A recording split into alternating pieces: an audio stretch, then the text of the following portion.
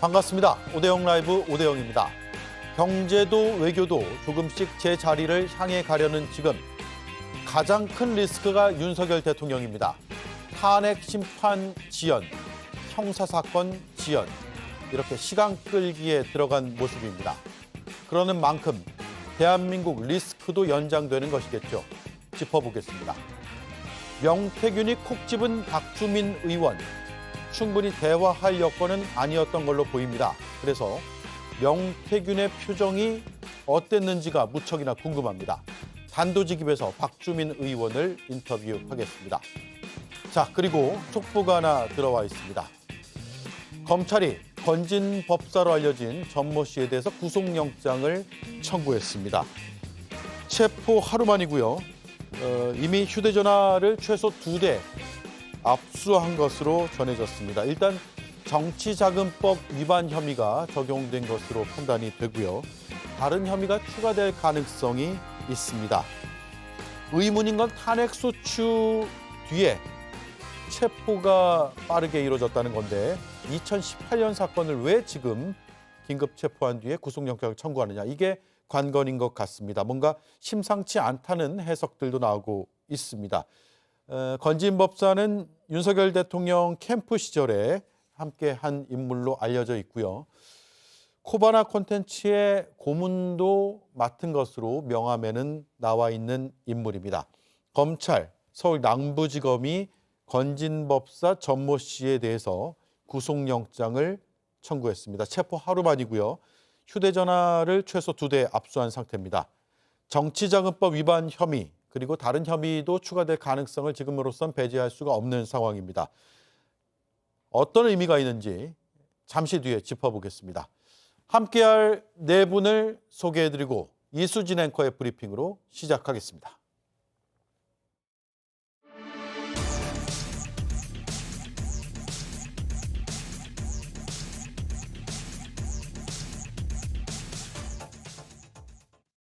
피청구인에 대한 접수 통지와 답변서 요청은 진행 중에 있습니다. 송달 중에 있습니다. 아직 송달 중에 있습니다. 대통령실에선 받을 사람이 없다고 하고 관저에선 그냥 거부하고 있습니다. 헌법재판소에서 보낸 탄핵 심판 서류를 사흘째 받지 않고 있는데 윤석열 대통령이 대놓고 지연 작전을 쓰는 걸로 보입니다. 탄핵 심판 서류뿐 아니라 오늘 공조본 출석 요구에도 응하지 않았습니다. 여당도요, 이 시점에 개헌 이야기를 꺼내며 지연 작전에 동참한 걸로 풀이가 됐습니다. 이제는 올와 낮식 전부 아니면 전무 게임인 이 대통령제를 좀 더 많은 국민들의 의견이 반영될 수 있는, 또 상생과 협력을 할 수 있는 이런 제도로의 변경이 필요한 시점이다, 이렇게 저는 생각을 하고, 제대로 하려면 2년 이상 걸리는 개헌. 이재명 대표는 이에 대한 구체적인 답은 하지 않았습니다. 대신 이렇게 말했습니다. 이 정치인들이 하루 종일 누군가를 제거하기 위해서 싸우고 주어진 권력으로 오로지 내 이익을 어떻게 챙길까 노심초사하다 보면 그 본인도 불행하거든요. 그래서 제가 가끔씩 정치하는 분들한테 농담 삼아 이렇게 물어보기도 하고 물어보고 싶기도 합니다. 지금 행복하십니까? 이렇게 만들고 밤에 잠 잘 오십니까? 가장 중요한 건 역시 헌정 질서의 신속한 복귀라고 생각됩니다. 시간을 끌기 위해 모든 방법을 다 쓰는 법 전문가 윤석열 대통령. 이런 모습도 우리 국민들 머릿속엔 오래 남을 것 같습니다. 네, 대통령이 대놓고 시간 끌기에 들어갔다, 이런 해석과 분석이 나옵니다. 오늘 나온 패널 네 분께 질문을 드리죠. 시간 끌기가 아니라고 생각하시는 분 있나요? 없을 겁니다. 이렇게 질문을 드리니까 선뜻 말씀하기가 어려우실 것 같습니다. 알겠습니다. 시간 끌기로 대체로 볼 수도 있다, 혹은 보고 있다, 이렇게 전제하고 진행을 하죠. 성치훈 의원님. 예. 공수처가 출석 요구를 보냈지만 수치 거부로 반송, 소환 불응, 헌재 탄핵 심판 서류도 받지 않음. 이게 결정적인 근거 같아요, 시간 끌기에. 그렇죠. 근데 대통령이 그 탄핵소추안 통과된 날 바로 이 기자회견 열어서 자신은 정치적 법적 책임을 피하지 않겠다. 당당하게 맞서겠다라고 하지 않았습니까? 예. 근데 지금 보이는 모습은 이게 당당한 모습이 아니고 뭐 좀스러운 모습을 보여주고 있는데요. 저는 이게 단순한 시간 끈기가 아니라고 봅니다. 왜냐하면 증거 인멸의 시간이 될 수 있다라고 보고 있거든요. 왜냐하면 사실 이 내란죄 혐의와 관련돼서는 사실 증거는 차고 넘칩니다. 12월 3일 이 계엄 비상계엄을 선포한 이 대통령의 모습 자체가 5,100만 국민이 다 지켜봤고 그것 자체가 현행범이라고 볼 수 있을 정도로 이미 직접 증거가 저는 된다고 보고 있지만 지금 대통령이 사실상 말도 안 되는 논리를 펼쳐가면서 이거를 방어해보려고 시도를 하고 있는데 뭐 2시간짜리 내란이 어딨냐, 뭐 야당에게 경고하기 위함이다 이런 것들을 무너뜨릴 수 있는 증거들이 저는 아마 대통령실 관저 그리고 대통령실 거기에 다 있을 거라고 보거든요. 근데 지금 압수수색도 거부하고 지금 출석 요구도 거부하고 이런 것들 그 시간 동안 아마 전 이것들 증거인멸을 시도하고 있을 것이다. 특히나 저는 대통령의 그 핸드폰 거기에 많은 정보들이 담겨 있을 거라고 보는데요. 왜냐하면 이 명태균 씨 사건이 터졌을 때 그 이후에 비어폰을 사용하기 시작했지 그 이전까지는 개인 폰을 아주 숱하게 사용을 했기 때문에 이 계엄을 논의한 정황들이 아마 그 핸드폰에 많이 담겨 있을 것이다. 그렇기 때문에 대통령이 뭐 우발적으로 아니면 야당에 경고를 주기 위해 비상계엄 내란죄를 저지른 것이 아니라 예전부터 상당히 차근차근 준비해왔다는 것들이 거기에 담겨 있을 것이기 때문에 저는 빠른 수사, 빠른 압수수색이 이루어져야 된다고 보고 있고요. 다만 뭐 저는 그 12월 3일 밤 그 긴박한 상황 속에서 우원식 국회의장이 말했던 이럴 때일수록 절차를 지켜야 된다. 저는 그 말을 좀 존중하긴 합니다만 그렇기 때문에 지금 오동훈 공수처장이 말하고 있는 적법한 절차를 취하겠다. 저도 이것도 존중합니다만 지금 국민들의 우려가 너무 큽니다. 윤석열 대통령이 지금 증거인멸하고 뭔가 빠져나가기 위한 구멍을 만들고 있는 건 아니냐라는 우려가 크기 때문에 조금 더 속도를 내줘야 된다라는 말씀을 드리고 싶습니다. 예. 지금 대통령이 권한 정지 상태이기 때문에 공식적인 업무를 볼 수가 없습니다. 서류를 통해서 업무할 수도 없고 회의도 못하고 지시도 못하고 보고도 못 받는 이런 상황이어서 지금 대통령에게 전달될 수 있는 공적 서류는 거의 두 개로 보입니다. 출석 요구서와 탄핵 심판 서류. 자, 김인영 의원님. 네. 왜 시간을 끈다고 보세요?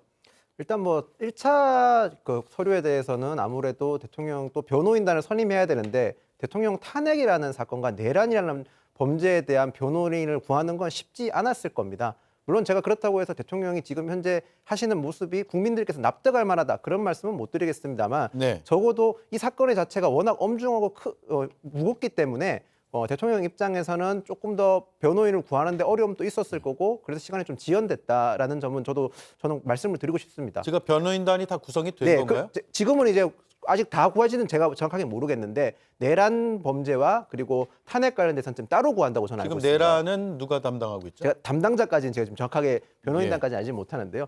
따로 구성을 한다는 건 그만큼 이 사안이 무겁기 때문에 그렇다고 볼 수 있습니다. 김홍일 전 방통위원장이 어쨌든 대표격으로 네, 지금 대표격으로 일하고 거죠. 있는 그거는 맞습니다만 그만큼 근데 아직까지 대통령께서 수사에 적극적으로 응하지 않는 모습은 국민들께서 납득하기는 좀 어려울 거라 저도 생각을 합니다. 예, 약간 딜레마인 것 같아요, 김보엽 위원님. 예. 그러니까 시간을 끌면 체포의 필요성이 그만큼 커지는데 국민 입장에서 시간을 끌지 않고 수사기관에 나타나면 현장에서 긴급 체포될 가능성이 있다라는 게 이제 또 수사에 눈이 밝은 전문가들의 의견이어서 어찌됐거나 필요성이거나 이런 것들은 커지는 것 같아요.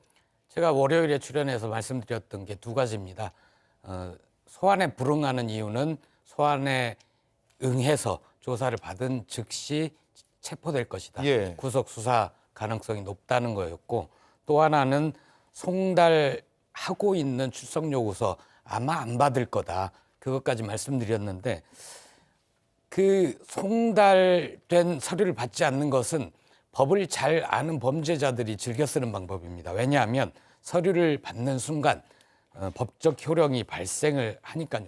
처음에 수치인 부재라고 했는데 오늘 아침에 조국혁신당이 한남동 관저 앞에 가서 기자회견을 했습니다. 내란 숙에 윤석열은 즉각 수사에 응하라 이런 내용이었습니다. 수치인 부재 이후에는 수취인 거부라고 하던데 예. 저는 이게 수취인 거부가 아니라 숙취인 거부 같습니다. 아직도 술에 취해서 서류 안 받는 것일 텐데요. 예. 대통령, 껍데기만 대통령인 사람도 시민의 권리를 누릴 수는 있습니다. 그런데 현재도 긴급 체포 대상이고 그런데도 소환을 거부하고 있죠. 소환을 거부할 우려만 있어도 형사소송법에는 소환을 거부할 우려만 있더라도 체포영장 발부 대상이 됩니다. 앞으로 공조본이든 검찰이든 어디든 체포영장을 가지고 갔을 때 경호처가 과연 윤석열 여기 없다 이렇게 할 수 있는지 두고 보겠습니다. 예. 사실 본인이 탄핵하든 수사하든 당당히 맞서겠다라고 자신의 입장을 밝혔는데 그 말인즉슨 본인에게 향해지는 수사에도 당당하게 응하겠다라는 의미일 겁니다. 근데 지금 공조수사본부에 대한 출석 요구도 거부하고 있고 또 그리고 검찰의 소환 조사도 거부하고 있고 무엇보다 헌법재판소의 의결서조차도 좀 수령을 거부하고 있다는 건 아닙니까? 네. 박근혜 전 대통령을 공천 선거 개입과 이런저런 국정농단으로 기소시켜가지고 파면시킨 검사 당사자가 헌법재판소의 의결서를 수령 거부하고 있다는 것은 자기의 부정, 자신의 존재를 부정한다는 것을 모든 국민들이 알고 계실 거라고 생각을 하고요. 윤석열 대통령이 지금까지 이재명 대표에 대해서 얼마나 많은 비판을 했습니까? 내로남불 내지는 어떤 방법으로든 당을 방탄에 이용하고 그리고 사법적 지원을 하려는 의도가 있다라고 그렇게 많은 비판을 했는데 지금 이재명 대표가 대응하고 있는 사법 리스크에 대한 대응책과 똑같습니다. 패문부재 내지는 수령 거부를 일관하고 있기 때문에 많은 국민들이 이제는 내로남불의 화신이 윤석열 대통령이 된다라고 생각을 할 수 있을 것 같고요. 예. 무엇보다 수사에 혼선을 주는 의도가 분명합니다. 현재 지금 박안수 육참총장, 김용현 국방장관, 여인영 방첩사령관, 곽정근, 이준우 수방사령관 등등등 계엄의 수족들이라고 하는 사람들은 대부분 다 신병이 확보된 상태입니다. 이런 사람들은 대부분 계엄과 내란의 집행자, 이행자이지 최종 책임자는 아닐 겁니다. 그렇다고 한다면 수사가 제대로 될 거라면 최종 책임자인 윤석열 대통령을 빨리 구속하거나 체포하거나 소환 조사해가지고 밝혀야 될 텐데 이런 것들을 거부하고 있으니 강제 구인이나 강제 수사에 대한 명분만 쌓고 있다 이렇게 생각을 합니다. 예. 자, 이 시각 관저의 모습을 보고 있습니다. 지금 버스 때문에 잘 보이지 않고요. 저희가 관저 앞을 찍어서 보여드리면 좋겠지만 이게 보안 시설이어서 직접적인 촬영이 어렵습니다. 그래서 이렇게밖에 보여드릴 수 없는데요. 저 아래로 쭉 내려가면 이제 한남대교가 있고 저 위에 고가 육교죠. 육교 왼쪽 편으로 대통령의 관저 입구가 있습니다. 그 관저 입구를 지나서 쭉 왼쪽으로 이제 올라가면 대통령의 관저가 있는데 앞서 낮 상황을 좀 봤는데 우체국의 차량이 관저 앞으로 와서 어제입니다.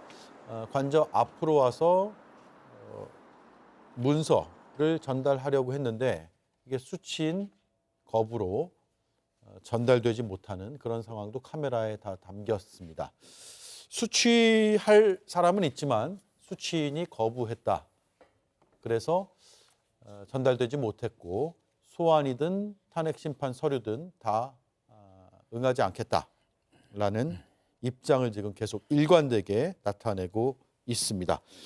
이런 가운데 검찰의 그동안의 내란 혐의와 관련된 수사가 공수처로 이관이 됩니다. 검찰이 그렇게 결정을 했는데 심우정 검찰총장이 고심 끝에 이걸 결정했다. 이렇게 언론은 보도하고 있는데 자, 김보엽 위원님부터 네. 질문 드릴게요. 왜 이제 와서 내란죄 혐의에 대한 수사를 공수처에 이렇게 선심 쓰듯 양보한 걸까요? 검찰은 지금까지 뭔가 열심히 하려 한다는 내란 수사를 열심히 하려 한다는 이미지를 심어줬습니다. 윤석열을 제외한 내란 주범급들을 다 잡아들였죠. 이제 와서 이첩하는 이유는 이첩하지 않을 도리가 없기 때문입니다. 공수처가 사건을 이첩하라고 했을 때 이에 응하지 않으면 불법이 되는 거거든요. 예. 그런데도 검찰이 지금까지 개기다가 이제서야 이첩하는 이유는 믿는 구석이 있기 때문입니다. 믿는 뭐냐면 구석이 뭘까요? 공수처는 기소권이 없습니다. 예, 어차피 나한테 다시 올 것이다. 예, 국회에서 특검을 빠른 속도로 통과시켜서 특검이 구성이 되면 특검이 기소권을 행사하면 되는데 수사와 기소를 다 하면 되는데 현재 공수처는 기소권이 없어서 검찰이 결국 기소권을 행사합니다. 그래서 검찰로서는 처음과 끝을 자기네들이 열심히 했다. 이런 얘기를 할 수 있고요.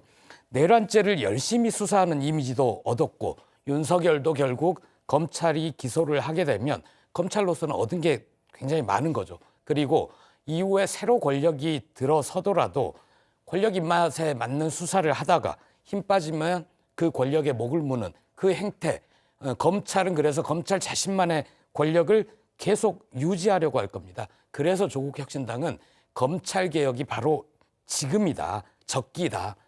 민주당의 오늘 이재명 대표를 만나서도 검찰 개혁 법안, 조국혁신당이 제출한 검찰 개혁 법안 공소청과 기소청과 수사청으로 분리하는 검찰 개혁 법안 처리를 요청하고 왔습니다. 예.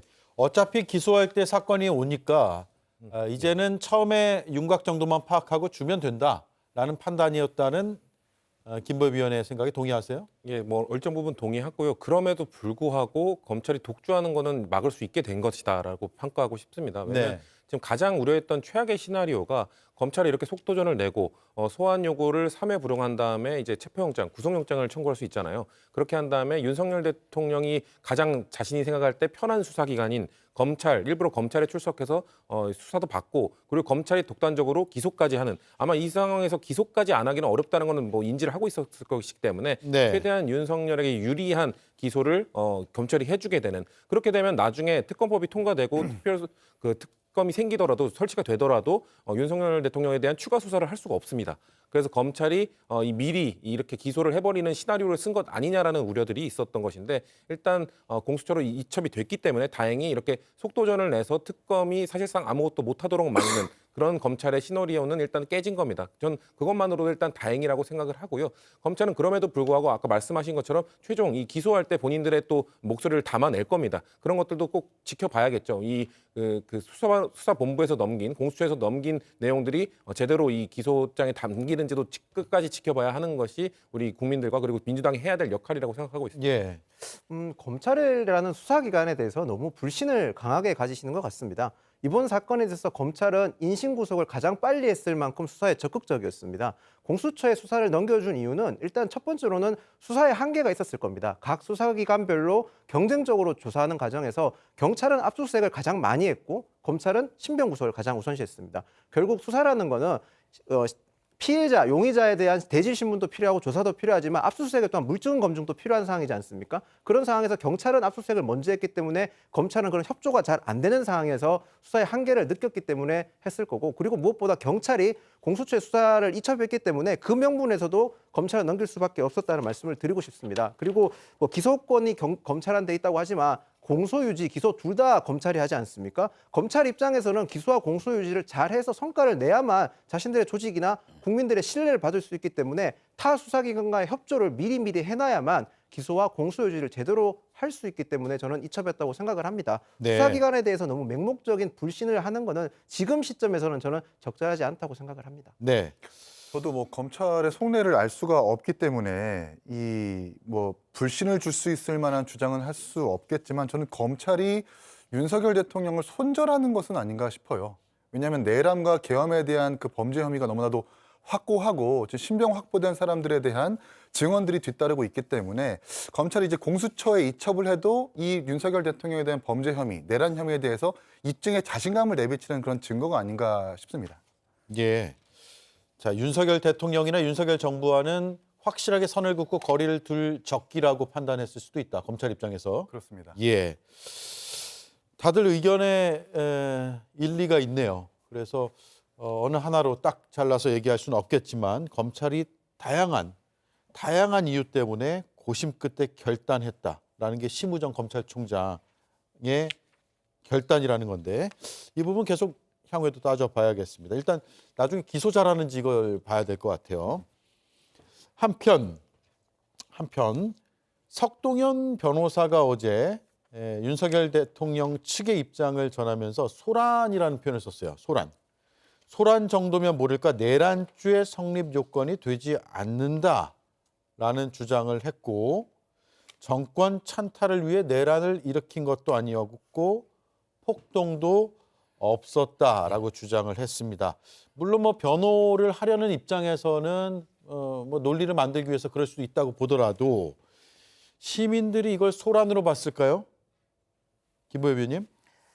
저는 윤석열의 변호인들이 계속 그렇게 생각하고 주장을 해줬으면 좋겠습니다. 왜냐하면 만약에 변호인들이 윤석열이 그날 낮술을 너무 많이 먹어서 술김에 홧김에 계엄을 선포했다.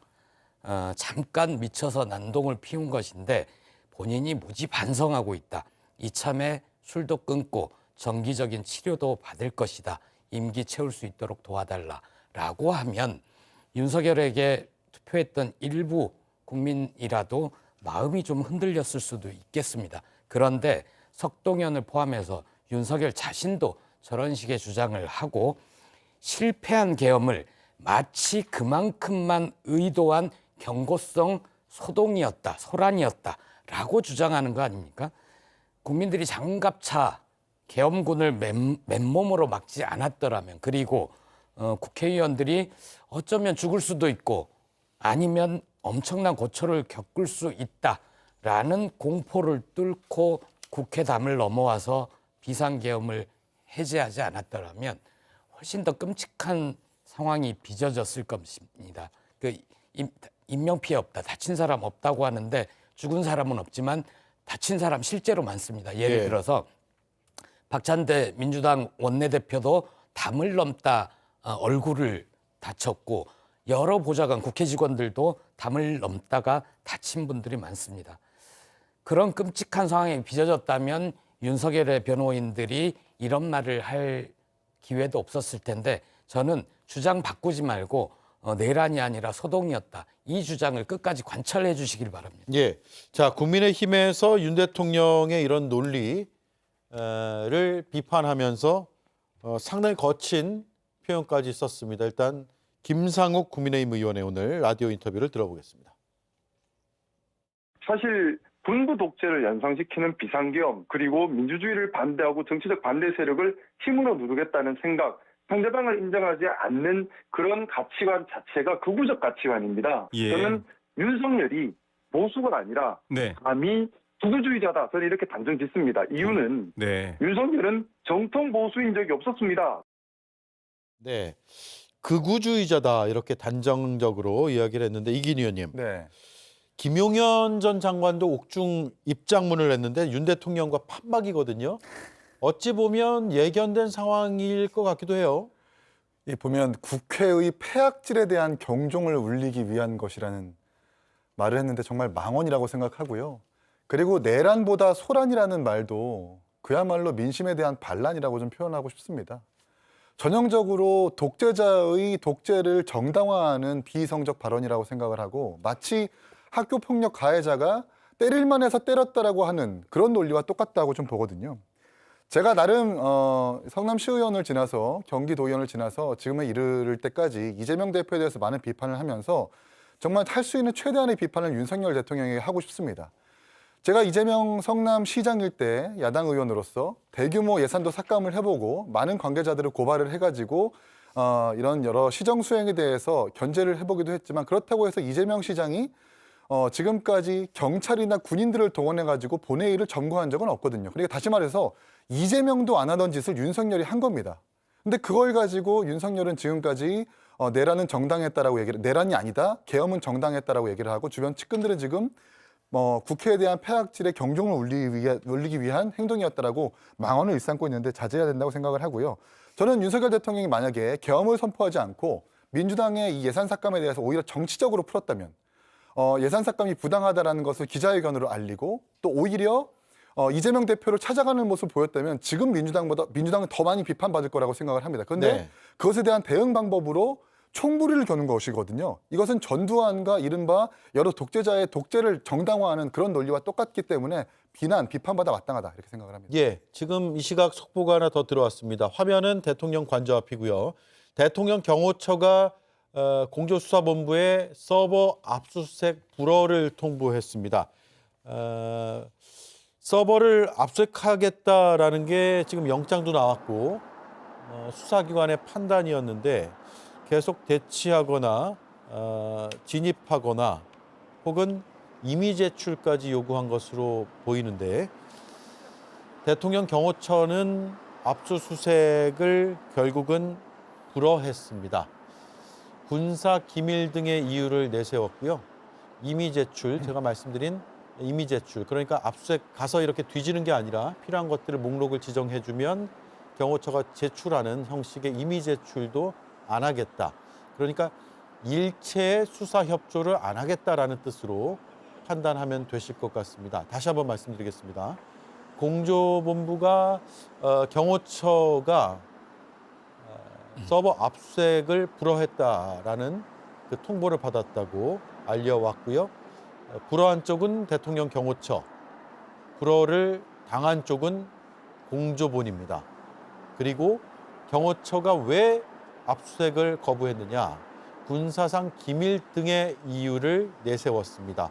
그래서 박근혜 전 대통령 때도 청와대 가서 이미 제출 형식으로 받아왔거든요. 그런데 이 이미 제출조차도 하지 않는다라는 점을 알려왔다고 공조본이 밝힌 내용을 저희가 속보로 전해드리고 있습니다.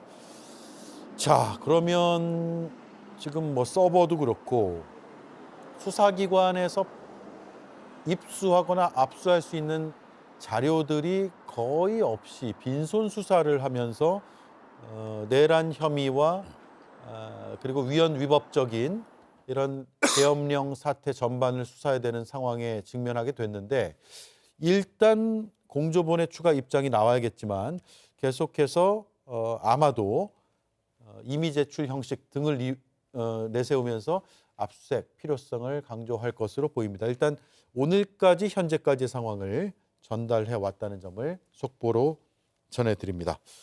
아유, 속보가 많네요. 어디까지 했는지 기억이 잘 안 납니다. 예, 시청자들께 죄송하네요. 예, 김윤영 의원. 예. 그래서 지금 계속 대통령은 거부하고 있는데 여당 다수인 친윤도 거부에 동참하는 모습을 좀 보이고 있는 것 같아요. 그래서 민심이 역행했는데 더 역행하는 거 아닌가, 이런 우려를 당 안에서 일각에서는 또 할 수 있을 것 같고, 김윤영 의원의 판단은 어떻습니까? 일단 저희 당은 아직까지 이 탄핵 여파에 대해서 혼란이 수습이 안 되고 있는 상황은 맞습니다. 그렇기 때문에 다양한 그 의원들이나 원내나 뭐 당 내부에서 다양한 목소리가 나오고 있는 상황입니다. 여전히 감정이 격앙되어 계신 분도 많다 보니까요. 정제된 발언보다는 정제되지 않은 발언도 많이 나오고 있는 것도 사실입니다. 아직까지는 좀 단일화된 목소리 내기는 조금 더 시일이 필요할 것 같은데요. 저는 개인적으로 기업은 이윤을 추구하고 정당은 민심을 추구한다고 생각을 합니다. 조금 시간이 걸리더라도 결국에는 저희 당 역시 민심을 추구하는 방향으로 갈 거라 저는 생각을 합니다. 예. 자, 속보를 조금 이어가겠습니다. 이거 어떻게 봐야 됩니까? 일단 수치 거부를 계속했고요. 예. 그리고 압수수색도 거부했고, 이 거부의 주체는 결국 윤석열 대통령이겠죠. 하지 마, 네. 받지 마, 이런 사람이 결국 한 사람일 거 아닙니까? 그렇죠. 그럼 명령을 내릴 수 있는 사람이 지금 윤석열 대통령밖에 없고요. 어떻게든 조금이라도 시간을 더 끌어보려는 수단으로 보입니다. 그런데 제가 궁금한 거는 예. 그렇게 지시할 수 있는 권한이 있나요? 지금 직무 정지 상태고 권한 정지 상태인데. 사실상 할 수 없죠. 근데 이 경호처 같은 경우는 대통령직을 유지하고 있기 때문에 경호는 할 수 있죠. 그렇죠. 경호를 할 수 있고, 근데 저런 것들을 거부하라라고 이 세세한 이 지시는 사실 할 수 없는 겁니다. 하지만 윤석열 대통령이 어떤 사람입니까? 뭐 법과 헌법을 넘나드는 사람이기 때문에 지금 본인이 직무정지돼 있어서 본인이 행사할 수 있는 권한 밖의 일도 아마 대통령 경호처장이나 이쪽에 얘기를 하고 있을 겁니다. 최대한 이런 식으로 시간을 끌어라라든지 저런 경호처는 누구의 지시가 없으면 저렇게 행동할 수 없거든요. 행동할 수가 없겠죠. 그렇죠. 그러니까 예. 분명 누군가 지시를 한 겁니다. 근데 지시할 수 있는 사람이 대한민국에 누구밖에 더 있습니까? 대통령밖에 없기 때문에 분명 윤석열 대통령의 이런 법을 넘어선 지시를 받아서 지금 계속해서 거부하면서 최대한 시간을 끄는 거에 동참하고 있는 것이다. 저는 이렇게 봐야 된다고 보고 있습니다. 예. 압수수색 영장을 아마 받아왔을 거고 100% 받아왔겠죠. 왜냐하면 압수수색, 그것도 경호처를 대상으로 압수수색을 한다고 하는데 압수수색 영장이 있고, 그래서 공무집행이 정당하다고 보이는데 대통령 경호처는 막아서고 있습니다. 막아서는 쪽이 결국은 공무집행을 방해하는 것으로 봐야 될 것 같고요. 맞습니다. 그 서버를 왜 압수하려고 하는가가 중요하잖아요. 일정 시점 이후에 윤석열과 군 장성들이 비화폰으로 통화를 합니다. 그 비화폰의 통화 기록이 서버에 들어있기 때문에 내란을 구체적으로 윤석열이 어떻게 지시를 누구에게 했는지 밝힐 수 있는 중요 증거입니다. 예. 군인들 뭐라고 그랬습니까? 지금 현재 국회 내에서 비상계엄 해제를 할 의결 정적수가 차지 않았다. 들어가서 끌어내라 라고 지시를 했습니다. 그리고 수방사령관에게는 지금 어디쯤 가고 있느냐, 빨리 가라 라고 지시한 것도 내란 수계 윤석열입니다. 그 기록들을 확보를 해야 내란에 윤석열이 어떻게 구체적으로 관여를 했는지, 지시를 했는지 밝힐 수 있는 겁니다. 그런데 이걸 막아 나선다? 말씀하신 대로 공무집행 방해이고요. 내란죄를 감싸고 있는 행위입니다. 경호처 이런 식으로 나가다는 큰일 납니다. 예. 자, 압수수색이 박근혜 정부 당시에 국정농단 특검 때 기억하시는 분 있으면 답변을 좀 부탁드릴게요. 당시에도 청와대 앞에서 정문 앞에서 대치가 있긴 했는데 결국은 임의 제출 형식으로 가지 않았어요? 맞습니다. 그때 그 청와대 앞에 민원실이 있거든요. 보통 청와대 직원들을 만나는 공간이기도 하고 그 자리로 검찰이 갔었고 거기에서 만나서 어떤 자료들을 제출하길 바란다 했을 때 임의 제출을 한 바가 있습니다. 예. 그런 형식을 한번 다시 한번 요구할 필요가 있어 보이는데 일단 수사기관은 요구했지만 불허됐다라고 알려왔고요. 자, 그리고 이 서류를 지금 수치 거부만 하고 있으면 계속 반복될 것 같아서 이것도 걱정이네요. 다른 사건의 경우에는 공시송달이라 그러잖아요. 어디에 딱 걸어놓고 우리는 알렸다. 그래서 송달된 것으로 간주한다라고 할 텐데 이것도 해당이 되는지는 좀 나중에 추후에 법률적인 검토를 좀 받아봐야 될 것 같습니다만 뭐 방송에 지금 다 나가고 있잖아요. 송달이 안 됐어도 이거 다 아는 사실 아닌가요? 네, 송달도 송달인데 그런 결정을 빨리 헌재나 사법기관에서 해줘야 된다고 보고 저는 사실 이 공조본의 이 발표에 있어서 한덕수 총리 권한대행을 우리는 주목해야 된다고 생각을 합니다. 예. 형사소송법상 압수수색은 책임자의 동의 없이는 이루어지지 못한다라는 그 이유 때문에 박근혜 전 정부에서도 압수수색을 거부했다가 임의 제출한 형태로 그렇게 수사를 진행하게 했는데 지금 대통령 경호처에서 압수수색은 거부할 수 있지만 임의 제출까지 하지 못한다는 것은 사실 권한을 넘어서는 일로 보이거든요. 그런 연유로 봤을 때 아마 이 공조본의 발표는 한독수 권한대행의 결정이 있기 때문에 이렇게 불어 통보된 것이 아닌가라고 추측을 할 수 있겠습니다. 알겠습니다. 자, 현장이 또 급박하게 돌아가면 다시 한번 관저 앞으로 가보죠. 이수진 앵커가 또 하나의 중요한 뉴스 브리핑하겠습니다. 내가 되게 영적인 사람이라 그런 시간에 난 차라리 책 읽고 차라리 그 도사들하고 같이 얘기하면서 삶은 무엇인가. 여사와 가깝다는 도사 중에 한 사람, 건진법사가 체포됐습니다. 그리고 하루 만에 구속영장도 청구가 됐죠. 정치자금법 위반 혐의인데요.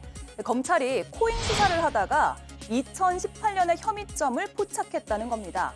그러면서 검찰은 이 법사의 휴대폰, 일명 법사폰 2대를 확보했다는데요. 이 법사폰도 황금폰처럼 판도라의 상자가 될 걸로 예상이 되고 있습니다. 참. 뭐 그분이 무속인 맞습니까? 제가 우리 당 관계자한테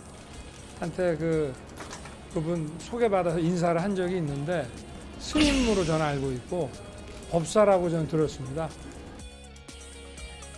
네, 건진 법사, 이름은 스님 같지만 쉽게 말해서 사입입니다. 2018년 소 가죽을 벗겨서 굿판에 제물로 전시를 했었는데 여기에 윤석열 대통령, 김건희 여사, 그리고 윤한홍 의원의 이름이 걸려 있었던 걸로 알려졌습니다.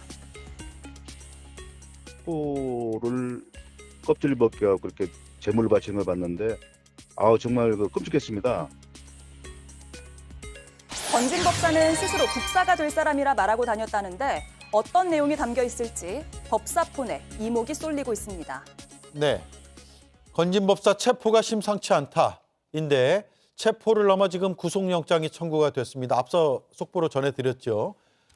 구속영장 청구는 오늘 저희 방송 시작과 함께 소식이 전해졌으니까 막 들어온 아주 따끈한 뉴스입니다.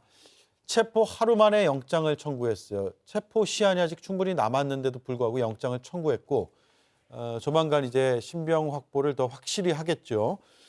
자, 그러면 건진법사가 누구냐는 것부터 따져봐야 되는데 그 전에 검찰이 지금 압수한 핸드폰이 최소 2개라는 건데 이 2대의 휴대전화에 무엇이 들어있느냐에 관심이 많이 쏠리고 있어요. 그렇습니다. 일단 명태균 씨의 황금폰 같은 경우는 명태균 씨 변호인이 이야기한 바에 따르면 지금 우리 국민 모두가 들었던 그 녹취 있지 않습니까? 대통령이 명태균 씨에게 내가 김영선이 해주라 그랬다. 근데 당이 시끄럽대라고 했던 그 녹취를 다 듣지 않았습니까? 그 사이의 내용이 추가적으로 들어가 있다고 합니다. 거기에 구체적으로 내가 윤상현한테 뭔가 지시를 해서 그걸 하라고 했다라고 했던 내용이 담겨 있다고 하니까 아마 저는 그 이외에도 추가적인 뭔가 그 대통령과 명태균 씨가 주고받은 통화 녹취가 더 많이 담겨 있지 않을까라는 예상을 해보고요. 그리고 그 건진 법사의 핸드폰, 일명 그 법사폰 같은 경우는 아마도 이 사람도 이 대통령 그리고 그 김건희 여사와의 친분을 이용해서 그 이전에는 2018년 지방선거부터 어떻게 보면 일종의 사기 행각을 벌였기 때문에 국민의힘 인사들과의 친분 이런 것들을 이용해서 사기, 공천 사기나 이런 이권 개입 사기를 친 것으로 보여지는데요. 근데 그럼 김건희 여사와의 친분을 이용하기 위해서는 뭔가 증거가들이 필요합니다. 명태균 씨가 뭔가 그 계속해서 뭔가 김건희 여사와 통화 내용이라든지 이런 거를 통해서 내가 해준 사람이다, 가까운 사람이라는 걸 입증한 것처럼 건진 법사 역시 마찬가지일 겁니다. 김건희 여사와의 통화라든지 주고받은 메시지라든지 이런 거를 보여주면서 내가 이 정도로 가까운 사람이다라고 주장한 내용들이 있을 겁니다. 그런 것들이 아마 핸드폰에 담겨 있을 거로 보고 있고요. 민주당에서는 단순히 김건희 여사와 통화만 주고받은 것이 아니라 이 건에도 개입할 가능성이 매우 높다. 그렇기 때문에 그 법사폰을 들여다보게 되고 포렌식을 하게 된다면 아마 김건희 여사와의 관계성 이런 것들이 드러날 것이다. 아까 우리가 봤던 그 대통령이 후보 시절에 매기했던 나는 그냥 스님이라고 해서 만나봤을 뿐이다라는 말도 아마 건진법사폰이 포렌식되고 이렇게 그 조사를 하게 되면 거짓말임이 드러나지 않을까라고 예측을 해보고 있습니다. 예. 자, 지금 법사폰은 건진법사에 압수된 최소 2개의 휴대전화를 얘기하고요. 황금폰이라고 언론에서 이름 붙인 건 명태균 씨가 오랫동안 썼던 휴대전화 3개를 얘기하는 겁니다. 과거에는 저도 이제 사건 취재할 때 보면 정권 말기에는 수첩이나 메모 이런 게 나오는데 시대가 많이 바뀌었네요. 폰이 이렇게 뉴스의 전면에 등장하고 있습니다. 김영희 의원님, 그런데 건진법사는 대통령실에서 특별 관리하는 대상 아니에요? 그래서 취임 초부터 네. 계속 모니터링한 사람이잖아요. 저도 그렇게 알고 있고 그래서 저는 명태균 씨와 건진 법사의 핸드폰에 들어있는 내용은 좀 사뭇 다를 것 같습니다. 명태균 씨는 아무래도 드러난 게 최근에 드러났지 않습니까? 그렇다 보니까 다양한 얘기나 다양한 목소리가 특히 저희가 말해서 뭐 이권 개입이라든지 그런 거에 대해서 충분히 영향력을 행사할 수 있었던 내용이 들어있었겠지만 건진 법사 같은 경우는 정권 초부터 아마 무수히 많은 얘기가 나왔기 때문에 특별 관리가 돼서 건진 법사의 이권 개입은 실제로 이루어지지 않았을 것 같습니다. 단지 건진 법사라는 그 인지도나 유명세 때문에 뭐 저희 당 관련자들이 통화나 아니면 접촉을 하는 건 있을 수 있지만 실질적인 이권 개입이나 그런 건 저는 많이 없을 거라고 생각을 합니다. 네, 이권 개입까지는 나오지 않을 것으로 본다라는 의견입니다. 자, 그런데 검찰이 왜 이제 체포하고 구속영장을 청구하느냐. 2018년 사건이고 꽤 오래전부터 의혹들이 제기된 사건인데 왜 지금 와서 하는 것이냐에 의구심을 제기하는 분들이 많습니다. 이번에는 이긴 의원부터 들어볼까요? 일단은 저도 이 검찰의 아무래도 이 탄핵 계엄 국면으로 가면서 검찰이 대통령을 손절하고 뭐 정권에 새롭게 뭐 줄을 선다라는 의미의 주장을 하시는 분들도 계신데 이 사건을 자세하게 들여다보면은 이 건진법사에 대한 수사를 지금 서울 남부지검 가상자산 수사단이 하고 있습니다. 예. 다른 범죄가 아니라 가상자산 수사단이 하고 있다는 것은 조금 의외이거든요. 그러니까 이 사건의 내용을 보면은 이른바 연사마 코인이라고 하는 스캠 코인이라고 하는 그 300억대 사기 혐의를 수사를 하면서 파생된 혐의가 이제 건진법사의 이 혐의라고 하는데 그러면서 검찰이 하는 말이 하는 주장이 추가적으로 그 모 후보로부터 받은 돈이 가상자산으로 전환할 의도가 있었는지까지 수사할 명의가 있다, 의도가 있다라고 얘기를 합니다. 그런 점으로 봤을 때 뭔가 정권에 연관되어 있는 수사라기보다는 정말 실시간으로 이루어진 범죄 혐의에 대해서 수사를 하고 있는 것이 맞다라고 저는 보여지고요. 저는 이 법사폰에서 나올 것이 사실 대통령의 육성보다는 김건희 여사에 대한 육성이 훨씬 더 많이 나올 거라고 생각을 합니다. 왜냐하면 아까 윤석열 대통령께서는 당 관계자가 소개를 했다고 하는데 이것도 거짓말일 것이 뻔한 것이 2015년에 코바나 이 고문에 건진 법사의 딸이 코바나 콘텐츠에 취직된 것이 수사상으로 보도상으로 드러나기도 했었었고 예. 건진 법사의 스승이라고 하는 모 스님도 이 코바나 콘텐츠가 개최했던 전시회에 초대되기도 했었습니다. 이것이 2015년, 16년 경이거든요. 그러니까 윤석열 대통령이 정치에 입문하기 전입니다. 그래서 당 관계자로부터 뭐 소개를 받았다는 것은 거짓말일 수 있고 이런 부분들까지 같이 좀 종합적으로 조사되거나 수사되지 않나 싶습니다. 예. 건진 법사가 구속되면서 가장 위험한 사람은 천공입니다. 오늘 느닷없이 천공이 뭐라고 그랬냐면 3년이 앞으로 중요하다. 윤석열 끝난 거 아니다. 하늘이 내린 대통령이다. 이런 얘기를 했습니다. 예. 이거를 보면서 위험을 감지하고 있구나. 이거는 태극기 구구 세력에게 저는 끝까지 윤석열을 버리지 않을 테니 저 좀 봐주세요. 이렇게 호소를 하고 있는 것처럼 저는 읽었습니다. 건진이라는 사람은 그 엽기적인 굿, 그 행각에서도 드러났었지만 이전에도 재밌는 얘기가 하나 있었습니다. 용산 대통령실이 대기업의 대통령 혹은 여사와의 인연을 팔고 다니면서 이런 사람이 있으니 주의하라. 주의보를 내린 적이 있습니다. 그때 주인공이 건진이었거든요. 예. 도둑놈이 설치고 다니면 그 도둑을 잡아들여야지 왜 도둑이 될지 모르니까 여러분들 조심하세요. 문단속 잘하세요. 이랬던 사람이에요. 그만큼 가까웠던 사람이었습니다. 검찰이 뒤늦게 밀린 숙제하는 이유 아까 말씀드린 것처럼 윤석열은 이제 끝났다. 헌재 가서 살아오지 못한다. 파면될 것이다. 이렇게 보는 거죠.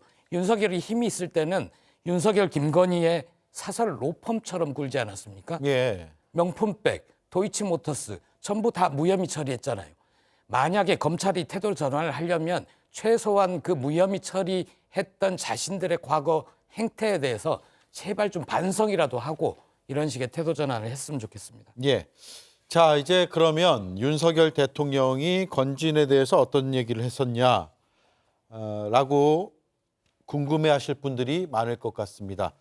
단 관계자한테 소개를 받아서 인사만 했을 뿐이라고 후보 시절에 해명을 했는데 들어보겠습니다. 참. 뭐 그분이 무속인 맞습니까? 예? 제가 우리 당 관계자한테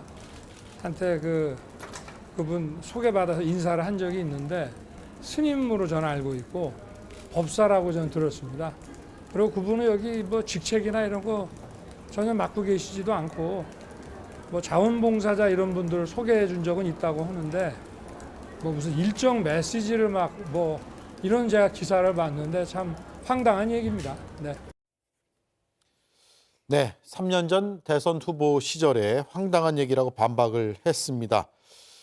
국민의힘은 아예 문제 네트워크 본부를 아예 해체시켰다, 해산시켰다. 그래서 한마디로 관계가 없는 사람이다라는 취지의 반박을 했었죠. 네, 그때 당시 저도 기억을 하는데 이 네트워크 본부의 고문이라고 건진 법사가 주변에 얘기를 하고 다녔기 때문에 네. 해명을 좀 저희가 정확하게 했었습니다. 우선 건진 법사에게 고문이라는 직함을 준 적이 없다. 그리고 본인이 그렇게 얘기를 하고 다녔는데 지금 그때 당시 시점에도 무속에 대해서 저희 당을 민주당에서나 야당에서 저희 당을 공격을 좀 많이 했었습니다. 그래서 불필요한 오해를 없애기 위해서 네트워크 본부 자체를 아예 없앴습니다. 저 네트워크 본부라는 곳이 사실 선거 캠프의 네트워크 본부라는 곳은 굉장히 많은 다양한 사람들이 그리고 아주 많이 들어오게 돼 있습니다. 그게 그 네트워크 본부의 본연의 역할인데 그렇다 보니까 제대로 된 검증도 안 된 사람이 들어올 수 있고 직함을 받지도 않았는데 받았다고 얘기하는 사람도 상당수 있었습니다. 그래서 관리 자체가 좀 어려운 면이 있었기 때문에 불필요한 오해를 없애기 위해서 네트워크 본부 자체를 해산했다 이렇게 말씀드리겠습니다. 예. 자, 그리고 건진 법사가 윤 대통령 부부와 대선 이전부터 인연을 이어왔다는 것을 뒷받침하는 것으로 보이는 자료가 있습니다. 바로 2018년에 앞서 이수진 앵커가 잠깐 보여드렸죠. 국판에 대통령 부부 이름이 등장한 건데 이거 어떻게 해석해야 될지 저는 저런 행사에 가본 적이 없어가지고 이름 등장하는 게 어떤 의미인지 이것도 궁금하네요. 김보영 의원님 아세요? 제가 뭐 저런 데를 자주 다녔겠습니까? 하지만 한때 예. 전통예술 쪽을 담당했던 시절에 무대화된 굿을 본 적은 있습니다. 그런데 사람 이름이 저렇게 등장하는 경우는 많지 않고요. 뭔가를 기원하는 것인데 이름을 드러내놓고 하는 경우는 두 가지입니다. 예. 하나는 아주 흥하게 해달라는 거고 예. 하나는 살을 던지는 거죠. 아, 망하게 해달라. 예, 후자는 아닌 굿으로 보입니다. 예. 그러면 저렇게 하면 당사자, 그러니까 이름이 저기 붙어 있는 당사자의 요청이 있어야 저렇게 하는 거 아니에요? 보통은 기도를 해달라고 요청을 하지요. 많이 아시네요. 예, 기도를 해달라고 요청을 하고 거액의 기도비를 건넵니다. 아, 예. 그렇군요.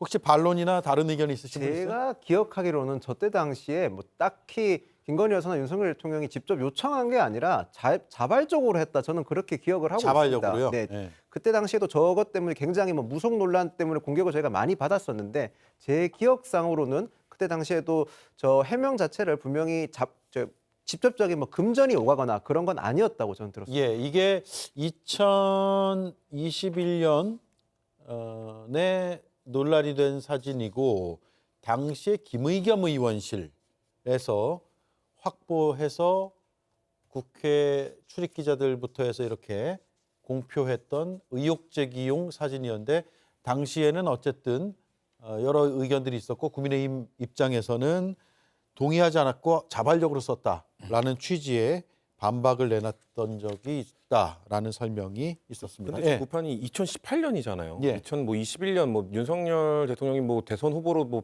좀 부각되던 시기라면 자발적인 구판이 열릴 수도 있죠. 근데 2018년이란 말입니다. 네. 전혀 서울중앙지검장 시절이죠. 정치와는 전혀 관계 없던 시절에 저런 대규모의 구판은 비용도 상당한 것으로 알고 있는데 저걸 자발적으로 한다? 국민들께서는 아마도 누군가가 그 비용을 당연히 지불했을 거라고 생각하는 것이고 국민의힘 측에서는 당연히 그것을 우리가 지금 입증할 수 없기 때문에 관계가 없다라고 할지 모르겠지만 저는 상식적인 수준에서 생각했을 때 2018년 당시에 윤석열 대통령의 지위 그런 것들을 봤을 때 저걸 자발적으로 한다? 저는 납득하지 못할 거라고 생각합니다. 예, 알겠습니다. 뭐 이런 부분까지 따져야 될지 모르겠습니다만 워낙 비현실적인 일들이 많이 일어나고 그러다 보니까 과거의 일들이 다시 한번 모자이크로 하나씩 맞춰지는 그런 느낌도 있어서 언론사에서도 굉장히 좀 조심하면서도 다룰 부분을 다뤄야 된다는 판단을 하고 있습니다. 자, 일단 명함 띄워주시죠. 이 명함을 좀 보면 코바나 콘텐츠의 고문으로 돼 있고 전모 씨라고 저희가 이름은 지었습니다.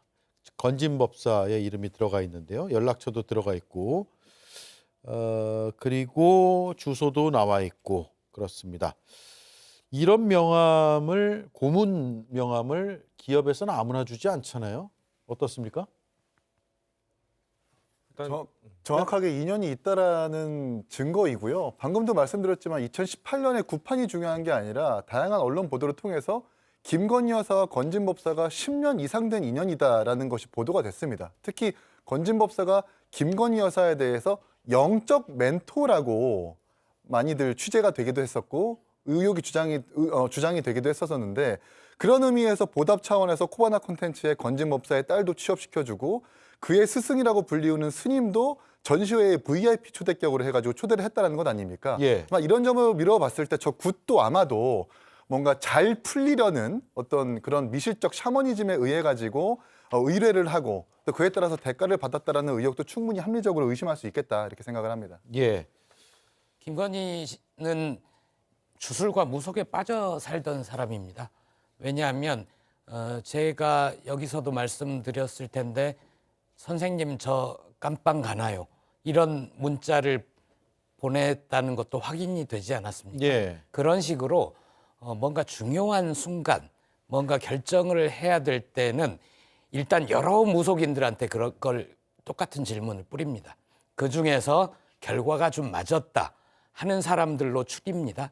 추려서 또 나머지만큼의 새 무속인을 넣어서 또 뿌리고 추리고 이런 식으로 나름 무속인들을 관리하면서 중요한 순간 판단, 자문도 구하고 심지어 택일, 뭔가 날짜를 정해서 예를 들어서 윤석열 대선 출마 선언, 정치 선언 한날도 그날도 당시 국민의힘의 대표가 공석인 예. 아주 희한한 날이었거든요. 이날 왜 하나 했는데 이날도 무속과 주술에 근거를 해서 결정을 했을 가능성이 있습니다. 예. 뭐 이게 사적으로야 누구나 뭐 할 수 있고 그걸 우리가 비판할 필요는 없지만 혹여라도 이런 걸 통해서 공적 업무가 이루어지거나 국가의 중대 의사결정이 좌지우지되거나 혹은 누군가가 사익을 추구하거나 이런 부분은 문제이기 때문에 검찰 수사도 그런 부분에 초점이 맞춰질 것으로 보이고 언론에서도 그런 부분을 지금 따지고 있는 상황입니다. 제가 자, 제보 받은 내용 하나만 간단하게 말씀드리면 20초요. 예, 대통령실에 근무하는 건 굉장히 중요하지 않습니까? 근무하는 사람의 사주를 요구했다는 얘기를 들었습니다. 아, 잠깐만요. 20초를 드리려고 했는데 예. 더 궁금하게 만드시네요. 예. 그러니까 그걸 요구한 사람은 저는 김건희였을 것이다. 확신을 하는데요. 대통령실에 근무가 예정돼 예. 있는 사람의 예. 사주를 풀었다, 풀이를 예, 했다. 사주를 보고 예. 이 사람이 윤석열에게 해가 될 사람이 아닌지 예. 판단을 하고 사람을 채용하는 중요한 근거 자료로 썼다. 네, 알겠습니다. 그 부분에 대해서 혹시 반론이 들어오면 전해드리겠습니다. 이때 명함 같은 경우도 건진법사가 공개했던 이 명함도 제가 기억하기로는 2022년도 1월 달에 굉장히 이슈가 많이 됐었습니다. 그래서 저희 당에서도 당시 적극적으로 해명을 했었었는데요. 김건희 여사의 그 코바나 콘텐츠는 전시업을 하다 보니까 홍보를 많이 해야 되는 기업이었습니다. 그래서 이 건진법사에게 고문 명함을 준 건 맞지만 홍보 용도로 홍보를 해주겠다는 사람에게 준 명함이지 실제로 코바나 콘텐츠에서 활동을 하거나 그러지는 않았다고 저는 기억을 하고 있습니다. 예, 그렇군요. 자, 네, 김건희 말씀하시죠. 여사가 자문만 구하고 아무런 대가를 주지 않았을까요? 저는 지금 건진법사를 보면서 떠오르는, 즉 고문 명함을 보면서 떠오르는 게 21g입니다. 코바나 콘텐츠의 후원사였던 21g에게 대통령 관저 공사 이전을 무허가 업체임에도 불구하고 주면서 의혹이 불거지지 않았습니까? 분명 저는 건진법사, 이 법사폰, 아까 말씀드렸듯이 법사폰을 들여다보게 되면 김건희 여사가 이 자문을 구하고 힘들 때마다 뭔가 자문을 구하고 멘토 역할을 했던 건진법사에게 분명 이 건과 관련된 뭔가를 줬을 수도 있다라는 게 합리적 의심 아니겠습니까? 21g에는 후원사 업체에도 그 정도의 혜택을 줬는데 건진법사 이 정도의 멘토라면 저는 더 많은 혜택을 줬을 가능성도 농후하다라고 보고 있습니다. 예, 그런 부분을 계속 따져 물어야겠죠. 자, 그런가 하면 명태균 씨가 강혜경 씨와 통화한 과거의 내용을 보면 이런 내용이 나옵니다. 마치 경쟁 관계로 건진법사를 느끼는 것처럼요. 나 쫓아내려고 공천 줬는데 나한테 어떻게 할 수가 없으니까 건진법사가 공천 줬대라고 하면서 언급한 내용이 있네요. 이긴 의원님? 이른바 공천 신통력이라는 경쟁을 했답니다. 누가 공천을 더 잘 받게 하는지 명태균 씨와 건진법사가 마치 경쟁적으로 다퉜다라는 보도와 취재가 있는 것 같은데 매우 황당하죠. 황당하지만 두 사람이 가지고 있는 공통점은 둘 다 김건희 여사와 관계가 있다라는 겁니다. 예. 그 두 사람이 김건희 여사, 특히 뭐 권력을 앞세워가지고 지방선거 후보자들 내지는 선거의 후보자들로부터 자금을, 불법 자금을 수수하는 그런 공통점이 있고 그 핵심에는 김건희 여사가 있는데 이 법사폰도 그렇고 황금폰도 그렇고 이 내용적인 면이 더 많이 공개가 되면 김건희 여사가 깊게 관여를 했는지 내지는 그 지방선거 후보자들에게 돈을 받으면서 김건희 여사가 인지하게 했는지 혹은 물어봤는지들도 좀 면밀하게 수사가 되어야 되지 않나라고 생각을 합니다. 네. 자, 오늘인가요?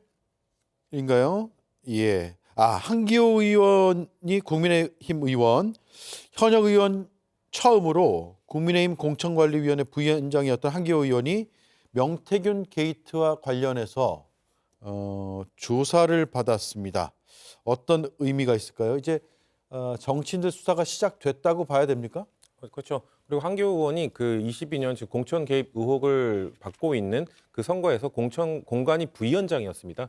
그렇기 때문에 저는 제가 봤을 때는 한기호 의원이 뭐 직접적인 역할을 하진 않았을 거로 보이기 때문에 한기호 의원에게서 확인할 수 있는 것들은 공관위의 뭐 회의 일정이라든지 언제 회의가 열렸고 언제 윤상현 의원이 공관위원장으로서 회의를 소집했고 갑자기 급작스러운 회의 소집은 없었는지 이런 것들을 다 맞춰보는 과정일 거라고 생각하고요. 네. 이 다음에 아마 소환을 하게 된다면 이제 윤상현 위원장으로 가야죠. 윤상현 위원장으로 가서 아마 우리가 알고 있는 그 황금폰 아까 언급했던 황금폰에 있는 추가 녹취가 나오게 된다면 그 녹취를 근거로 이것과 관련돼서 입장을 물어보게 될 것이고 지금까지는 윤상현 의원이 모든 혐의에 대해서 다 부인을 하고 있지만 대통령이 본인의 목소리로 명태균 씨에게 내가 윤상현 의원에게 말을 했다라고 하는 그 녹취가 나왔을 때도 끝까지 부정을 할 수 있을지 저는 이 회의 일정, 통화 목록 이런 것들을 다 맞춰봤을 때 정황 증거가 충분히 맞춰져 있는 상황이기 때문에 윤상현 의원이 아무리 부정을 한다고 해도 저는 그 정황 증거만으로도 충분히 뭐 기소나 이 다음 단계로 넘어갈 수 있는 상황이다 이렇게 보고 있습니다. 예, 지금 명태균 씨 변호인의 주장입니다. 대통령이 말이 맞네 당해서 다음에 중간에 편집이 되고 갑자기 명태균 씨가 진짜 평생 은혜 잊지 않겠습니다. 뭐 이렇게 답을 하잖아요. 그 사이에 윤상현 의원에게 지시를 하겠다라는 언급을 했다는 주장을 하고 있습니다. 그 주장은 아마 명태균 씨를 통해서 들었기 때문에 주장을 할 것이고 혹은 저 녹취를 들었을 수도 있죠. 명태균 변호인이 한 주장이기 때문에 그래서 저 부분이 핵심일 것 같은데 어쨌든 한기호 의원 당시 공천관리위원회 부위원장이었습니다. 조사를 처음으로 받았고 이제 당시 주요 정치인들로 수사가 확대될 거라고 당에서도 보고 있나요? 일단 정치인을 불렀다고 하는 것은 수사가 종점으로 치닫고 있다고 보는 게 맞을 것 같습니다. 그런데 당시 관계자들을 모두 소환 조사를 안 할 수는 없다고 저는 생각을 합니다. 이유는 간단한 게 명태균 씨 얘기를 들어봤을 때 제가 일반적인 시각으로 봤었을 때 그 말을 얼마나 신뢰할 수 있을까라는 의문점이 듭니다. 그건 예. 수사기관 역시도 다르지 않을 거라 저는 생각을 합니다. 그렇기 때문에 관계자들, 그러니까 명태균 씨가 언급한 사람들과 최소한의 어느 정도의 수사가 있어야만 이 사건의 종결을 낼 수 있는 상황이라고 저는 생각을 합니다. 그래서 앞으로 남은 절차는 당시 관계자들, 뭐 윤상현 의원뿐만 아니라 나머지 당시 저희 당의 지도부였던 분들에 대해서도 좀 충분한 소환 조사나 조사가 더 이어질 거라고 생각을 합니다. 예. 자, 속보가 또 하나 나왔습니다. 정부가 내일 오전 10시에 임시 국무회의를 개최하기로 했습니다. 내일 국무회의가 없는 날인데 국무회의를 열어서 무엇인가를 이제 심의 의결하겠죠. 한덕수 권한대행이 참석할 예정입니다. 그 얘기는 거부권 행사가 있을 가능성이 있다는 것으로 지금 예상은 됩니다. 저의 예상이기도 하지만 언론에서 아마 대체로 그렇게 예상을 할 텐데 지금 양곡관리법 등 여러 가지 법안, 특히 6개 법안이 쟁점 법안으로 지정이 돼 있고 야당 위주로 통과가 된 상태인데 여당에서는 거부권 행사를 해달라고 하고 야당에서는 권한대행은 거부권 행사에 권한이 없다라고 반박을 하고 있는 상황에서 임시국무회의가 내일 오전 10시에 열립니다. 김보엽 위원님. 예. 그러면 거부권 행사 쪽으로 간다고 봐야겠죠? 그동안 윤석열 거부권 행사 전에 늘 임시국무회의를 목요일쯤 열어서 예. 거부권 행사 건의를 안건을 처리를 했었죠. 그런데 이제 거부할 사람이 없는 상태인데 임시국무회의를 연다는 건 권한대행을 맡고 있는 한덕수 총리가 뭔가의 거부권을 행사할 가능성이 있습니다. 네. 양곡관리법 등 몇 가지 말씀해 주셨는데 그것뿐일까? 국회를 통과해서 이송된 법안 중에는 내란 특검법, 김건희 특검법 있거든요. 과연 거기에 대해서도 한덕수 총리가 거부권을 행사할 것인가? 예. 이거 관전 포인트입니다. 네. 자, 속보가 이어서 나오고 있습니다. 내일 임시국무회의에서 무엇을 논의하느냐? 양곡관리법 등 쟁점 법안 6개 법안이거든요. 지금 야당에서는 추진했고 여당에서는 반대했지만 통과된 그 법안 6개에 대해서 거부권을 행사할지 안 할지를 심의 의결한다는 건데 아마도 거부권 행사를 위한 절차이기 때문에 행사 쪽으로 기운 것 같습니다. 그러면 내일 당장 혹은 오늘 이 시간부터 권한대행의 거부권 행사는 권한 내의 일이냐 권한 밖의 일이냐에 대한 논쟁이 굉장히 치열해질 것 같습니다. 저는 만약에 거부권 행사를 6개 법안에 대해서 전부 한다? 매우 심각한 상황이 올 거라고 봅니다. 왜냐하면 내란 특검법 같은 경우는 지금 한덕수 권한대행은 내란 행위의 이 공조자, 공범으로 지금 지목되어 있는 사람입니다. 근데 예. 그 가담 정도가 어느 정도로 봐야 하는가, 이것을 법원의 판단을 받아봐야 되는 상황이기 때문에 민주당에서는 그래서 한덕수 권한대행의 탄핵소추를 일단은 보류했던 것인데, 만약에 본인을 향하고 있는, 본인을 수사해야 하는 내란 특검법에 대해서 거부권을 행사한다? 그렇게 될 경우 민주당에서는 사실 당내에서는 이 한덕수 권한대행을 탄핵소추해야 된다는 의견이 다수였습니다. 근데 겨우겨우 좀 그래도 국정 운영의 안정성을 위해서 최대한 뭔가 좀 상황을 보자라는 의견이 있었기 때문에 이재명 대표가 좀 보류를 했던 것인데, 내일 만약 거부를 하게 된다? 저는 그럼 당에서 급속도로 한덕수 권한대행에 대한 탄핵소추 논의가 이어지지 않을까라고 예측을 해봅니다. 네, 일단 탄핵 소추 절차를 밟지 않겠다는 게 지난 일요일에 이재명 대표의 발표였는데, 거부권 행사를 하면 권한 밖의 일이라고 규정을 해서 탄핵 절차로 들어갈 수도 있다, 이 말씀이네요. 그렇죠. 예. 심지어 본인을 향하고 있는 이 내란 특검법은 더 큰 것이기 때문에 예. 다른 다만 법과는- 지금 내란 특검법과 김건희 여사 특검법은 거부권 행사 시한이 내년 1월 1일까지로 되어 있거든요. 그래서 아마도 내일 안건으로 오르지 않을 가능성이 있는데, 안건으로 오른다면 그런 절차도 생각해 볼 수 있다라는 정도로 받아들이면 될 것 같고요. 일단 저희가 권한대행의 권한을 어느 정도 법적으로 명시가 안 되어 있습니다. 예. 명확한 규정이 없기 때문에 발생한 일인데, 저는 이게 민주당의 업보라고 좀 생각합니다. 민주당이 지금 헌법재판관 임명권에 대해서는 권한을 행사하라고 하고, 동시에 거부권 행사를 하면 안 된다는 얘기를 하고 있습니다. 예. 이 말이 앞뒤가 말이 안 맞습니다. 모순으로 느껴지겠죠. 네, 거기다가 물론 뭐 헌법재판관 같은 경우는 국회 몫이니까 대통령이 임명하는 게 아니기 때문에 권한이 아니라고도 주장들을 하시는데요. 근데 그 부분도 한 가지 더 짚어볼 부분이 있습니다. 임명권이라는 걸 두는 이유 자체가, 제청을 받더라도 임명권이라는 절차를 두는 이유는 그 임명 과정에서 임명권자가 어느 정도 그 제청이 제대로 됐는지 심사하고 숙고하라는 절차를 밟기 위해서 만든 규정이라고 봐야 될 것 같습니다. 그렇기 때문에 지금 민주당에서는 본인들의 입맛에 맞게 권한대행의 권한을 규정하고 있다. 저는 이렇게 말씀드리겠습니다. 예. 이걸 반론을 하지 않을 수가 없는데요. 대통령, 대법관도 그렇고 헌법재판관도 그렇고 국회 추천 몫에 대해서 대통령은 심사하거나 이거에 대해서 살펴볼 그 권한이 없습니다. 이거는 최종 그냥 사인하는 권한만 있는 것이고요. 네. 이 대법관과 헌법재판관 9명을 입법부와 사법부, 행정부 3명씩 나누어서 임명을 하도록 해서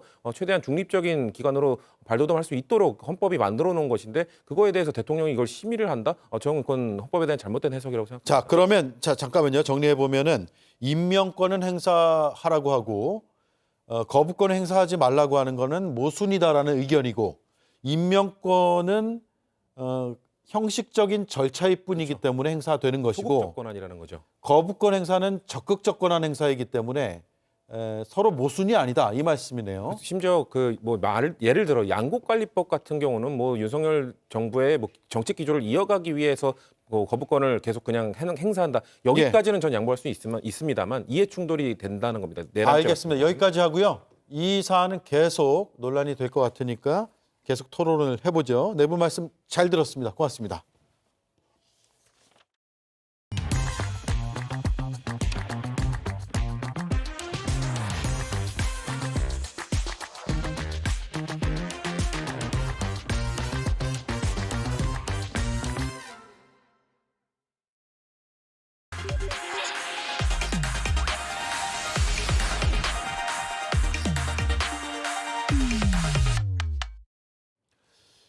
네, 오대영 라이브의 간판 코너 단도직입을 시작하겠습니다. 명태균 씨는 왜 더불어민주당의 박주민 의원을 콕 집었을까?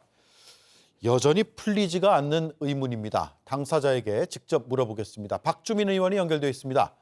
의원님 안녕하세요. 네, 안녕하십니까. 예, 명태균 씨를 장소 변경 접견 형식으로 만났다고 들었습니다. 이게 어떤 겁니까? 저희가 드라마 보면 아크릴판 사이에 두고 이렇게 서로 손도 못 잡고 말만 하는 그런 상황인가요? 접견은 이제 크게 보면 변호사가 하는 변호인 접견이 있고요. 그 외에 일반 접견 이렇게 나눌 수 있고요. 일반 접견 중에서 방금 말씀하신 대로 이제 아크릴판을 사이에 두고 하는 접견이 있고, 그런 것보다 장소를 좀 옮겨가지고 별도의 공간에서 진행하는 그런 접견이 있습니다. 근데 뭐 이 장소 변경 접견도 일반 접견인데다가 예. 명태균 씨가 현재 미결수예요. 그러니까 형이 확정되지 않은 상태라는 거죠. 그러다 보니까 교도관이 참여하고 또 미결수의 경우에는 이제 녹음을 하게 돼 있거든요. 접견하는 내용을. 예. 녹음이 진행되는 가운데 이제 접견이 이루어졌다. 이렇게 보시면 될 것 같습니다. 자, 그럼 대화 녹음도 되고 교도관도 옆에 있고 그러면 아주 자유롭게 대화가 오가기는 쉽지 않았을 것 같고 물건을 네, 뭐 그렇습니다. 이렇게 전달하거나 이런 건 불가능했겠네요. 네, 그렇습니다. 네. 예. 자, 그러면 그래서 궁금해지는 게 바로 이 질문인데 명태균 씨를 처음 맞닥뜨렸을 때 첫 표정이 어땠나요? 둘 다 이제 처음 보는 사이니까요. 처음 만난 거고, 그러니까 둘 다 이 사람이구나, 이런 느낌이었던 것 같습니다. 예. 아, 이런 사람이구나. 이 사람이구나. 네. 박주민 네. 의원이 이 사람이구나. 그러면 네. 첫 마디는 무엇이었습니까? 반갑습니다. 서로 이렇게 인사를 나눴죠, 당연히. 예. 예. 그러면 한 30분 정도 이야기 나누셨다고 했나요? 네, 맞습니다. 예. 가장 인상 깊었던 얘기가 뭐였을까요? 본인 사건에 대한 이야기, 본인 현재 상황에 대한 이야기, 또 앞으로 올 여러 가지 정치 일정에 대한 본인의 생각, 견해 이런 얘기를 쭉 얘기하셨는데 아무래도 저는 워낙 저한테도 기자분들이 많이 하는 질문이시다 보니까 예. 제일 궁금했던 것 중에 하나가 도대체 왜 저한테 연락을 했느냐 이거 아니겠습니까? 그래서 그 부분을 이제 말미쯤에 제가 한번 거의 유일한 질문격으로 질문을 드렸을 때 나왔던 답변이 아무래도 가장 좀 기억에 남긴 남죠. 네. 그 답변은 어제 기자들 앞에서 하신 그 말씀이고요. 네, 본인이 좀 미래를 예측할 수 있는 능력이 있다는 식으로 좀 얘기를 하면서 민주당 의원들 명단을 쭉 보다가 느낌을 받게 돼서 전화를 했다 이렇게만 얘기하더라고요. 네. 예. 박주민 의원이 더 큰일을 할 것 같다라는 느낌을 그런 받았다는 취지의 걸로. 설명도 없었습니다. 예, 그런 것도 본인이 없고요. 미래를 예측할 수 있는 그런 힘과 능력이 있다는 취지로 얘기하고 나서 명단들을 쭉 봤는데 느낌이 와서 선택했다라고만 얘기했습니다. 예. 그러면 주로 말한 거는 명태균 씨 쪽이었나요? 아니면 박주민 의원이 방금 말씀드린 것처럼 이제 현재 상황이라든지 본인 사건에 대한 내용이라든지 아니면 그런 것들 쭉 이야기를 명태균 씨가 했고 저는 주로 듣는 입장이었습니다. 예. 지금 그 정치 일정도 얘기했다고 하는데 그게 이제 앞으로 탄핵 심판이 인용이 된다 그러면 조기 대선 말씀하시는 거잖아요. 그런 류의 이야기라고 생각하시면 될 것 같습니다. 예. 그게 어떤 맥락에서 나왔던 얘기죠? 그러니까 명태균 씨에 대해서는 이렇게 저렇게 보도 등을 통해서 많이들 아실 거예요.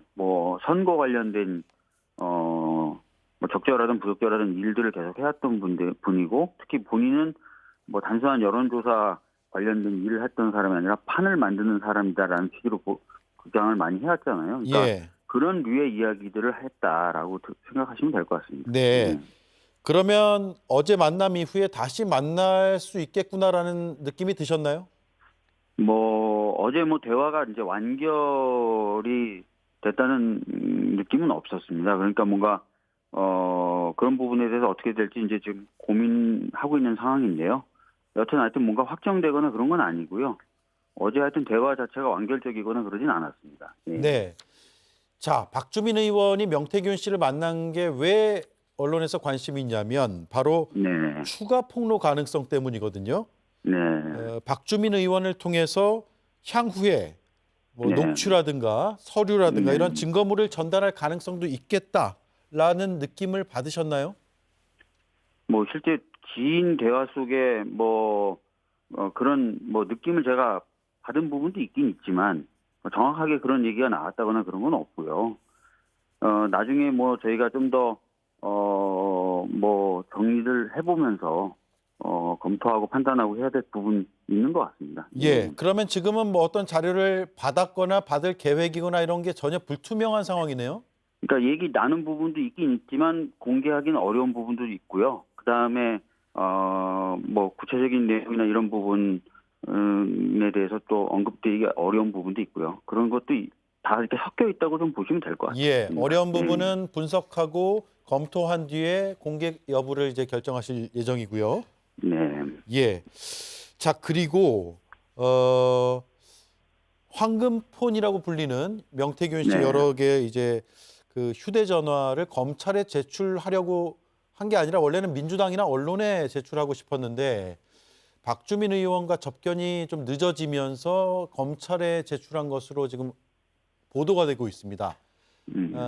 이 내용들이 어딘가에는 백업본이 있어서 민주당이나 혹은 언론에서도 파악할 수 있을 거라는 뉘앙스나 생각을 갖게 됐습니까? 어제 만남 이후로?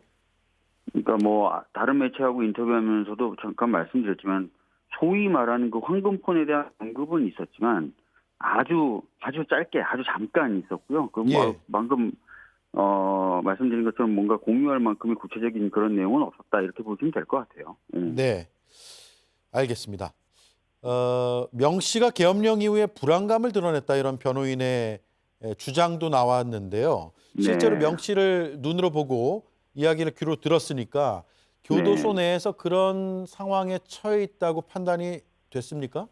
글쎄요, 뭐 제가 이제 다른 매체하고 인터뷰하면서도 말씀드렸는데 일단 도착을 그 창원 교도소에 도착을 해서 잠깐 시간이 있어서 교도소장을 만날 수 있는 기회가 있었거든요. 그래서 한간에 얘기 나왔던 그 위헌적이고 위협적인 그 비상계엄 당시에 특이한 정황과 상황이 있었는지를 제가 교도소장 측에 물어는 봤어요. 예. 이 교도소장의 답변입니다. 이것 뭐 제가 뭐 검증하고 확인한 건 아니고 답변을 그대로 옮겨드리면 계엄 선포 전후에 있어서 뭐 특별한 정황은 없었다라고 얘기를 하더라고요. 예. 예.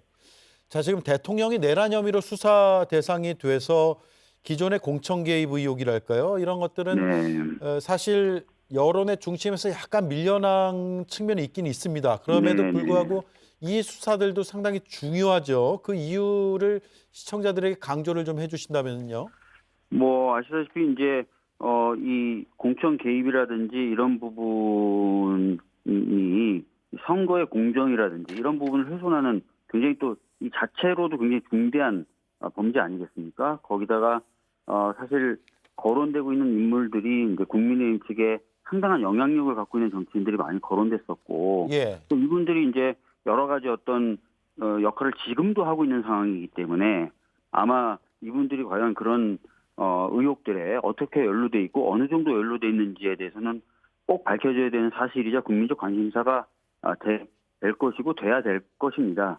다만 제가 말씀드리고 싶은 거는 저희가 이제 지난주에 통과시켰던 특검법 중에 김건희 특검법이라고 불리는 법이 있지 않습니까?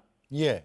예, 거기에 수사 대상에 이 명태균 씨 관련된 사건이 명시돼 있어요. 그래서 한덕수 권한대행이 거부권을 행사하지 않는다면 조만간에 특검이 발동돼서 특검에 의해서 이 부분이 다 리뷰 및 수사가 진행될 겁니다. 그거는 좀 참고로 꼭 알아주셨으면 좋겠습니다. 네, 알겠습니다. 자, 오늘 다른 매체 인터뷰도 많고 일정이 많은 와중에 오대영 라이브에 전화 연결해 주셔서 감사드리고요. 다음번엔 직접 뵙겠습니다. 고맙습니다. 네. 네, 지금까지 더불어민주당 박주민 의원이었습니다. 모든 미식의 가장 첫 번째 레시피. 최상의 재료를 최상의 보관으로 준비할 것. 각 재료들의 특성이 다르고 나고 자란 환경이 다 다르니까. 본연의 맛과 향을 지키는 미식 전문 보관. 김치톡톡으로 보관합니다.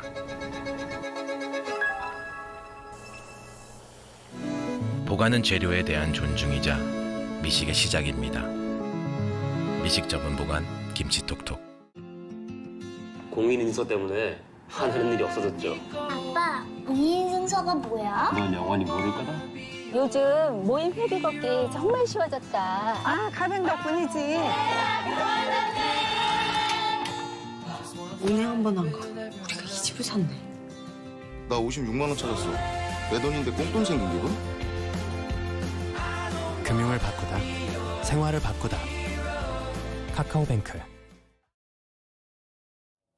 지금 대한민국의 가장 큰 리스크는 수식어가 참으로 긴 한 사람입니다. 내란 혐의 피의자 겸, 직권남용 혐의 피의자 겸, 탄핵 심판 피소추인 겸, 권한 정지된 대통령 윤석열. 그토록 외쳐왔던 국민을 위한다면 시간 끌지 맙시다. 헌법기관이 탄핵 심판 서류를 보내도 거부, 수사기관이 출석 요구서를 보내도 거부. 지금 무너진 대한민국을 일으켜 세우려면 가장 큰 리스크를 해소해야 하고, 그래서 하루가 급합니다. 내란 혐의 피의자 겸 직권남용 혐의 피의자 겸 탄핵 심판 피소추인 겸 권한 정지된 대통령 윤석열. 시간 끌 때가 아닙니다.